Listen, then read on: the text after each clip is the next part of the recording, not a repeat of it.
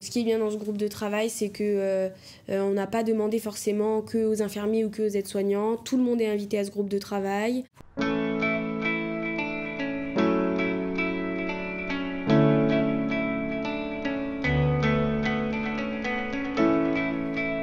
Le projet de rénovation des unités d'hospitalisation complète des unités de la psychiatrie de la personne âgée est parti du constat que nos unités étaient peut-être pas suffisamment adaptées aux spécificités du public qu'on recevait, c'est-à-dire des personnes âgées. Pour des raisons historiques, il y a eu un retard sur l'investissement des locaux hospitaliers qui étaient conçus comme on concevait un service de psychiatrie à 35 ou 40 ans. Par exemple, les locaux d'hospitalisation sont moins bien aménagés qu'une maison de retraite très standard. Donc l'idée, c'était d'avoir une amélioration ergonomique des espaces de soins, à la fois pour améliorer les soins et les conditions d'accueil des patients, mais aussi pour améliorer la qualité de vie et les conditions de travail des soignants.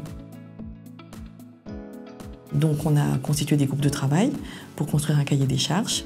Ouais, donc ce qui est bien dans ce groupe de travail, c'est que on n'a pas demandé forcément que aux infirmiers ou que aux aides-soignants. Tout le monde est invité à ce groupe de travail, donc tant les agents d'entretien, les ASH, qu'on a tendance à oublier, mais qui ont vraiment un rôle important dans l'hospitalisation des patients au sein d'unités, qui repèrent plein de choses qui sont d'une grande aide, les aides-soignants, les infirmiers, les médecins, les assistantes sociales.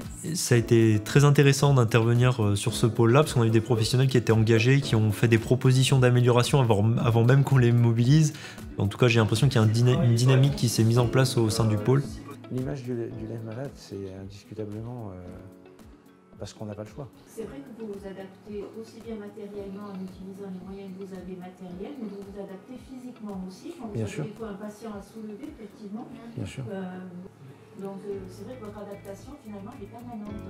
Du coup, le projet, c'était aussi de valoriser le travail des équipes, leur investissement, leur engagement, l'intérêt qu'ils ont à améliorer le soin pour les patients. Et je vois bien que la façon dont le pôle PsyPA a mobilisé ses équipes et son environnement, elle rentre complètement dans cette idée de redonner une partie du pouvoir d'agir, de la capacité d'action à ceux qui sont à l'origine même de l'activité du quotidien.